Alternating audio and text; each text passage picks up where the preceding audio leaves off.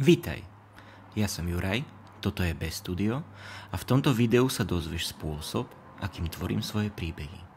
Tak poďme na to. Keď chceš tvoriť komiks, knihu, film, videohru alebo príbeh akéhokoľvek typu, musíš najprv vedieť, o čom ten príbeh bude. Takže prvému kroku, ktorému sa budeme venovať, je myšlienkový proces. K vytvoreniu príbehu potrebujeme prvotnú myšlienku. Také zlaté zrnko, alebo len zrnko. Môže ísť o krátku predstavu, obraz, spomienku, myšlienku, scénu z filmu, vetu a dokonca pocit, ktorý sme prežili alebo prežívame a ktorý chceme rozvinúť a najmä predať ďalej. Nakoniec na to slúži väčšina príbehov, a teda aby sme predali informáciu a poučili sa z nej. Zlatým zrnkom pri tvorbe komiksu Diaľničiar, ktorý mimochodom môžeš nájsť na tomto kanáli, bol obraz postavy stojacej pred prúdom energie. Ten mi napadol počas cesty autobusom. V komikse Posledný follower zas obraz chlapca v mikine, nad ktorým sa týčia gigantické nohy obrieho robota. Inšpiráciu si nepamätám, ale predpokladám, že som vychádzal z X-menovských Sentinelov a úvodu Návratu do budúcnosti. A v komikse Fallboy, ktorého obsah využívam v tomto videu, bolo zrnko pád chlapca na strop jeho izby. Vychádzal som z môjho strachu z výšok a predstavy, aké by to bolo, ak by sa gravitáciou zrazu otočila na ruby. Zrnko je relatívne intuitívna záležitosť, len ho nezabudni zachytiť, zapamätať si ho, prípadne si ho zapísať, aby ti neušlo, keďže v pamäti sa vie rýchlo stratiť. Ako si možno postrehol, zrnko môže vzniknúť doslova z čohokoľvek, čo ti len nápadne. Ibaže čo s ním ďalej? No, skús jednoducho vytvoriť ďalšie. Môžeš to urobiť dokonca aj teraz počas sledovania tohto videa. Takýchto zrniek budeš vedieť časom vytvárať a zachytávať stále viac a viac. A tým ich budeš schopný spájať, vymieňať aj kombinovať. To je dôležité práve preto, aby príbeh nebolo len súborom nesúvisiacich obrazov, ale mal, ako sa hovorí, hlavu a petu. Nezabudni, že je to všetko zatiaľ len v našej mysli, prípadne načmárané niekde v rýchlej poznámke. Takže meniteľné je naozaj čokoľvek. Pre lepší príklad budem pracovať so zrnkom Fallboya a otočením gravitácie. V prvom rade si ale zodpoviem pár otázok. Čo sa nachádza v zrnku? Vychádzam z čistej predstavy. Chlapec, približne 13-ročný, padá na strop jeho detskej izby. Otázka 2. Aký žáner chcem zvoliť? Dobrodružný, sci-fi, historický, mysteriózny, superhrdinský, fantasy, horor alebo ich kombinácia? Každý zo žánrov ti v hlave môže pridať alebo zmeniť priestory, krajinu, zvyky, vek postav, oblečenie aj celkový tón, takže si daj na čas. Možno pracuješ s príbehom, s ktorým nevieš pohnúť, ale ak v hlave zmeníš alebo pridáš žáner, odrazu zistíš, že sa vieš posunúť ďalej. V rámci tréningu si stopni toto video, skús vziať moje zrnko a žáner povymieňať a možno budeš sám prekvapený, čo ti vyjde. Keďže som príbeh vymýšľal narýchlo, išiel som vyučovacou metódou podľa vlastného vkusu. Volím preto dobrodružný, sci-fi a mysteriózny. Dobrodružný, lebo chcem, aby mal komiks odľahčenú atmosféru a závan niečo nepreskúmaného, a rovnako aj akciu. Namiesto sci-fi som mohol zvoliť pokojne aj fantasy alebo horor, čo by vedlo k tomu, že za otočenie gravitácie môže niečo nadprirodzené alebo mágia. Ibaže ja mám rád sci-fi, takže to bude technologický problém. A mysteriózny preto, lebo potrebujem, aby sa po záhade otočenej gravitácie pátralo, čo dodá postave alebo postavám podnet k posúvaniu deja a odhadovaniu skutočnosti za oponou. A otázka číslo 3. Je postava zo zrnka hlavnou postavou? Nie, postava zo zrnka nemusí byť protagonistom príbehu. Môže ísť o postavu vedľajšiu a pokojne môžeš pri procese zistiť, že vlastne len vytváraš origin hlavného záporáka. Ja si to chcem uľahčiť, takže postavu zo zrnka určujem ako hlavnú. Otázky máme zodpovedané, zrnko pripravené a je čas dať obrazom formu, vytvoriť charaktery a prostredie. Opäť si pomôžem logikou a využijem odpovede z otázok, ktoré som si položil, aby som zo zrnka vytiahol čo najviac. V zrnku sa nachádza 13-ročný chlapec, takže viem, že asi chodí na základnú školu do 7. alebo 8. triedy a pravdepodobne má aj rodičov. Ak ide o postavu typu Naruto alebo Harry Potter, tak asi nie, ale to nechám na teba tvoje zrnko. Chcem, aby sa divák s postavou čo možno najviac stotožnil a preto to bude chlapec z bežných pomerov, čiže nižšia stredná vrstva. V škole má spolužiakov, vyučujúcich, možno chodí na krúžok alebo športovú aktivitu. Domov môže chodiť buď pešo alebo autobusom, sám alebo s kamarátmi. To, čo z týchto denných rutín pre svoju postavu vyberiem, mi o nej vie prezradiť, či je spoločenský alebo utiahnutý, veselý alebo vážny, odvážny alebo zbabelý, lenivý alebo aktívny. A tiež mi určí časť interiérov a exteriérov, s ktorými môžem pracovať. Cesta domov, konflikt v autobuse, čakanie pred riaditeľňou, jedáleň. Rovnako ako v predošlých častiach je voľba len a len na tebe. V tejto chvíli hlavnú postavu iba spoznávame a tak podľa jej aktivít udávame jej charakter. Ak pracuješ už s hotovou postavou, aktivity jej určuješ na mieru, podľa prostredia a činností, ktoré ju obklopujú. Ďalší bod, ktorý je prítomný v zrnku, je pád chlapca na strop izby. To, že sa gravitácia otočí, sa bežne nedeje. Takže môžem predpokladať, že 13-ročný chlapec z toho bude zo začiatku minimálne vystrašený, alebo práve naopak úplne nadšený. Mne sa páči tá prvá možnosť, čo mi k jeho charakteru pridáva trochu zbabelosti. Hlavná postava sa nachádza na strope svojej izby a ja sa do nej skúsim mierne vcítiť, aby som vedel, čo asi urobí ďalej. No, pravdepodobne by som začal kričať, čo by určite privolalo rodičov. To ako scenárista nechcem, lebo by som bol rád, ak by si postava vyriešila situáciu sama. Takže, rodičia budú v práci. Ďalšia vec, ktorú by som urobil je, že by som neveril vlastným očiam a chcel si to, čo vidím, nejako overiť. Išiel by som teda do ostatných izieb a uistil sa, či je naozaj všetko naopak. Prípadne sa pozrel z okna von. A práve toto je ten okamih, kedy mi vzniká v myšlienkach nové zrnko. Chlapec pri otvorenom okne, pozerajúci sa dole na oblohu. Zrnko ako stvorené na ukončenie úvodnej časti príbehu. Teraz sa už musím len vrátiť späť a vymyslieť, ako sa do tohoto bodu dostaneme. Keďže som veľký lenivec, pomôžem si vlastnými spomienkami na základnú školu a vytváram zrnko troch chlapcov, ktorí sotili našu osamotenú hlavnú postavu na chodník a smejú sa na tom.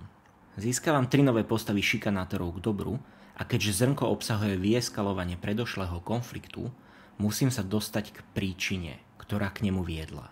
Pokladám si otázku, či sa poznajú a odkiaľ. Samozrejme, že zo školy. Ale chodia spolu do triedy? Nevyhnutne nemusia. Môže ísť zo spolužiakov z inej triedy alebo ročníka. Myšlienku nechám uležať a pokladám si inú otázku. Aký je dôvod šikany? Šikanátor síce žiadny dôvod mať nemusí, ale hodil by sa mi tam nejaký spúšťač. Hlavná postava musela spraviť niečo, čím šikanistov vyprovokovala alebo zaujala. Ale čím? Potkla sa o jedného z nich? Narazila do ňoho? Súhlasila s učiteľkou? Verejne ich zosmiešnila? Možno aj nevedomky. Bola hlavná postava v škole nová? Bola v triede nová? Takže sú spolužiaci a naša postava je v triede nová. To na nechcenú pozornosť úplne stačí. A tiež mi to odhaluje nový rozmer hlavnej postavy. Môže byť nová aj v meste.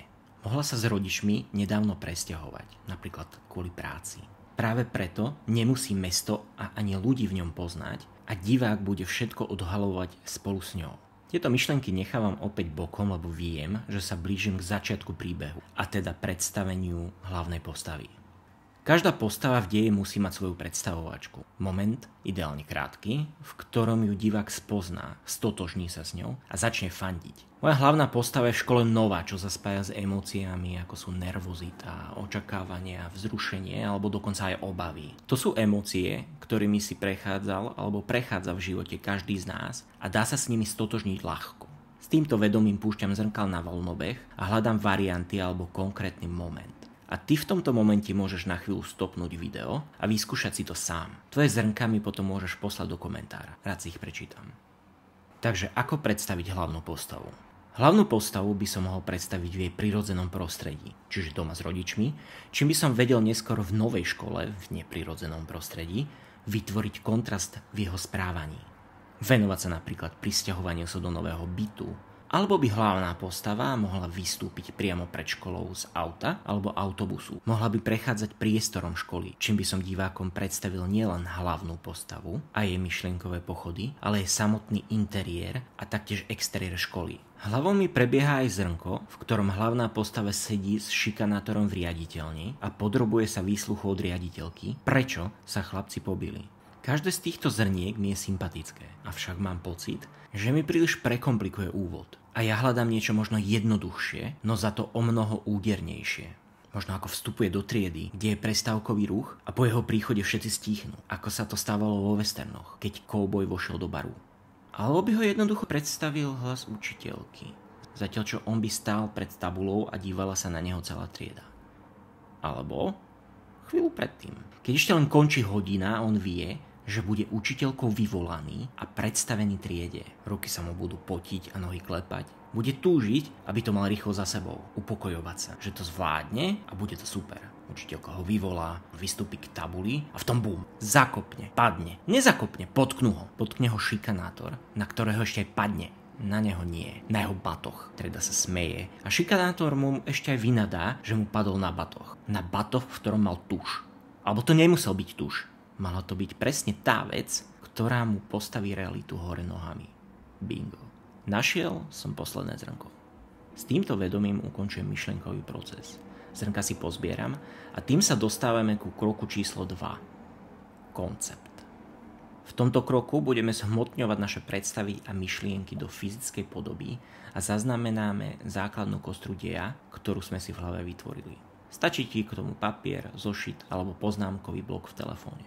Koncept nemusí byť ani obsiahly, ani zložitý. Zatiaľ nemá ani dialógy a ani monológy. Slúži len na to, aby nám upratal roztrúsený dej a odhalil diery v príbehu, ktoré musíme zaplátať. Predtým, než začneme, ťa ale oboznámim s literárnym rozdelením deja na 3 akty. Úvod, jadro a záver. Alebo ak chceš filmové rozdelenie, expozícia, konflikt a klimax. Úvod slúži na to, aby divákovi predstavil postavy, prostredie a natienil základný dej v príbehu. Pre príklad si zvolím postup rozprávania z klasických rozprávok. Hlúpy Jano žil s rodičmi v malej chatrči na kopci. Jedného dňa si zbalil veci do bodôžku a vydal sa do sveta. Jadro rozvíja prvky z úvodu a vrhá postavu alebo postavy do situácie, ktoré musia nejakým spôsobom čeliť a tiež sa prehlbuje základný dej. Hlúpy Jano došiel až do kráľovstva, ktorému vládla zlá čarodejnica. Princezna ho požiada o pomoc a spoločne sa vydajú čarodejnicu poraziť. Záver obsahuje vyvrcholenie príbehu, kde sa uzavrú hlavné dejové línie a ukáže sa dôsledok rozhodnutí postav. Hlúpy Jano s princeznou porazí čarodejnicu a stáva sa kráľom. Je tu ale ešte jedna vec, ktorú musím zmieniť, a tým je dejový zvrat. Ide o zlom v príbehu, ktorý ho posunie ďalej alebo iným smerom, než by divák očakával, čím udrží divákovú pozornosť. A preto je potrebné mu dať dosť priestoru na vyznenie. Dejových zvratov môžete mať nekonečný počet, ale aj tak odporúčam to s nimi veľmi nepreháňať, pretože by mohol mať na diváka práve odpudzujúci účinok. Pre príklad dejového zvratu sa vrátim k našej rozprávke. Hlúpy Jano žil s rodičmi v malej chatrči na kopci. Jano ale hlúpy nebol, len sa priveľa pýtal, pretože chcel všetko vedieť. No a za to ho rodičia bili. Jedného dňa už toho mal Jano akurát tak dosť a tak si zbalil veci do badôžku a vydal sa do širokého sveta. Na tomto príklade môžete vidieť, ako nám dejový zvrat mení vyznenie aj kontext úvodu. Poďme sa pozrieť na jadro. Hlúpy Jano došiel až do kráľovstva, ktorému vládla zlá čarodejnica. Princezna ho požiada o pomoc a spolu sa vydajú čarodejnicu poraziť. Na ceste však Jano zistí, že princezna v skutočnosti nie je princezna, ale zlá čarodejnica v prevleku. Rozhodne sa preto ujsť a skutočnú princeznu zachrániť. Tu sme v zrate tiež zmenili kontext pôvodného deja, zlomili divákové očakávania a použili v príbehu prvok zrady. Motivácia postavy sa mení z idem poraziť čarodejnicu na idem zachrániť princeznu. Teraz sa poďme pozrieť na záver. Keď sa hlúpy Jano dostane k princezne, zistí, že je zakliata na žabu, pomocou bosku ju odklaje, čím zlomí zlú moc a tak hlúpy Jano s princeznou porazí čarodejnicu a stáva sa kráľom. V závere sme zmenili prvok očakávania. Divák očakával princeznú a dostal žabu a zároveň vyriešil konflikt boskom. To, či je to zvrat uspokojivý, už nechám na teba. Myslím si však, že pre ukážku bol dostatočný. Ale dosť bolo teórie. Poďme konečne na ten koncept. Do poznámkového bloku píšem veľkými písmenami úvod a zoraďujem všetky zrnká v falboja chronologicky za sebou tak, ako plinie dej. Hlavná postava, ktorej odteraz budem hovoriť Henri, Sedí v lavici, poťa sa mu ruky a trasú nohy. Pripravuje sa na to, že ho učiteľka vyzve k tabuli. Premýšľa nad tým, či sa znemožní a či ho spolužiaci príjmu. Snaží sa upokojiť a presviedča samého seba, že to dobre dopadne. Učiteľka ho vyvolá, Henry sa postaví a vykročí k tabuli. Odrazu ho potne spolužiakova noha a on padá na batoh. Pričom mu laket zašpiní nejaká čierna tekutina. Spolužiak, ktorý ho potkol, nazvieme ho Johnny, sa rozčúli a začína hlavnú postavu kričať, že mu padol na batoh. Treda sa na tom smeje. Učiteľka zakročí, spolužiaka napomenie a berie Henryho k tabuli, pričom ho upokojuje a pýta sa, či sa mu nič nestalo. Johnny však Henryho sleduje zákerným pohľadom. Zmena exteriéru na ceste domov. Do osamoteného Henryho strčia niečie ruky a on padá na zem. Bol to Johnny, ktorý nad Henrym teraz stojí a zákerne sa usmieva. Henry sa snaží postaviť, no Johnny ho opäť sotí na zem. Na tomu Henry povie, aby ho nechal, inak to povie v škole. Johnny sa len zasmeje, pohľadom privíta dvoch spolužiakov, ktorí práve prichádzajú, nazvieme ich Crabbe a Goyle, a pýta sa ich, či to počuli. V tomto momente som zaznamenal dieru v deji a to, že Henry by to na Johnnyho najskôr naozaj povedal. Ak nie v škole, tak aspoň rodičom. Musím teda vymyslieť dôvod, prečo nemôže. Čím by mu mohol Johnny tak pohroziť, že by to Henry nepovedal? Čo viem o Johnnym? Je to malý sebavedomý a zákerný hajzlík, ktorý má za sebou dvoch väčších a silnejších kamošov a najskôr im aj šéfuje. V zrnku mám dokonca aj to, že jeden z nich mu nosí ruksak. Nepomenoval som ich Crabbe a Goyle pre ne za nič, takže moc múdri asi nebudú, ale prečo by ho poslúchali? Riešenie sa ponúka samo, takže vykradnem Harryho ešte raz a nominujem Johnnyho otca na riaditeľa školy a pokračujem v koncepte. Johnny vysvetlí Henrymu, že jeho otec je riaditeľ školy a že ak čokoľvek povie, Johnnyho otec sa postará o to, aby Henryho rodičia skončili v base a Henry zas v detskom domove. Na to sa Henry rozplače a uteká domov. Chlapci sa z diaľky len smejú. V tomto bode ukončujem dej úvodu.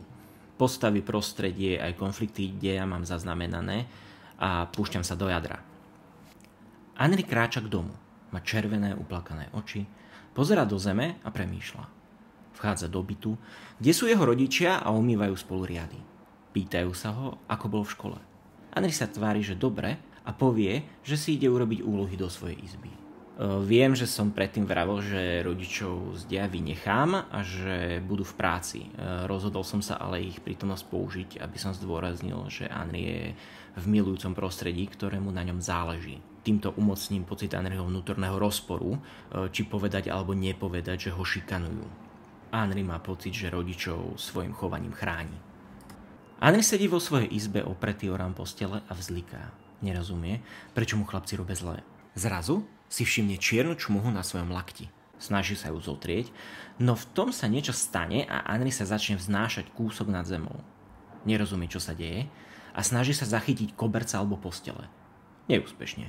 Gravitácia sa zrazu naplno otočí a Henry padne plnou váhou na strop svojej izby. Drží si bolavé rameno, ktoré si pri páde narazil. Rozhliadne sa okolo seba a pýta sa, čo sa to stalo a kde je jeho nábytok. V tom sa pozrie nad seba a zistí, že všetko je dolu hlavou. Že on je dolu hlavou.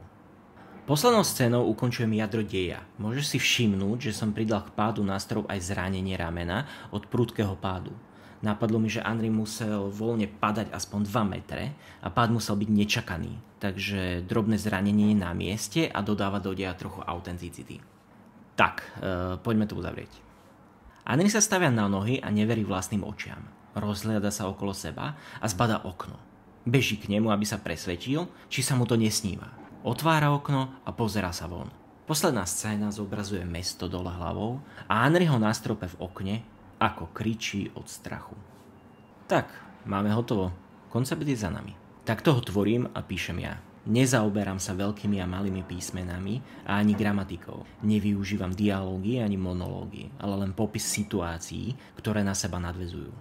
Keď viem, čo sa v scéne bude diať, viem vytušiť, o čom sa budú postavy baviť. Upracem si deje, smerovanie príbehu a hlavne zoradím súbor neprehľadných myšlienok do funkčného celku, z ktorého môžem vychádzať neskôr, keď budem dokončovať už hotový scénár, knihu alebo video. Musím však priznať, že som ťa trochu ťahal za nos. Nepredstavil som ti totiž celý príbeh, ale len jeho úvod. Slúži však ako dobrý príklad toho, že aj jednotlivé akty úvodu, jadra a záveru môžu byť rozdelené do vlastných 3 aktov, čo podporí plynulosť deja. Ak si chceš celý úvod Falboja pozrieť, nájdeš ho vpravo na obrazovke. Dúfam, že ti toto video pomôže vo vlastnej tvorbe. Ak chceš viac takýchto videí a zároveň ma podporiť, daj like, odber, zazdieľaj alebo mi napíš do komentára. A tiež ma poteší, keď si pozrieš ostatné videá na mojom kanáli. Ďakujem a dovidenia.